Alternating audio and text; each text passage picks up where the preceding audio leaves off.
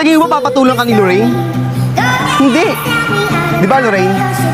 Hindi mo papatuloy yung mga losers katulad nito. Di wala nga yung may aambag sa'yo eh. First of all, wag mong tatawagin yung pangalan ko like we're close.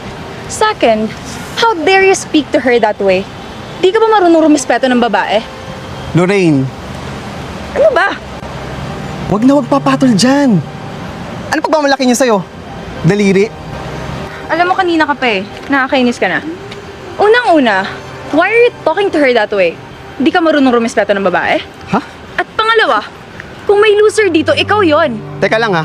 Alam ng buong campus na wala kang friends dahil dyan sa ugali mo. Parang kumakampi ka sa mga yan. Di ba cheerleader ka? Dapat di ka bumababa sa level mo.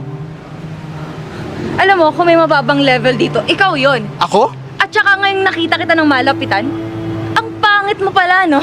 Sobrang layo ng mukha mo sa social media. What a catfish. Ano mo, yabang mo din, no? Ah, bakit? Ano mo, Lorraine? Ano, ha?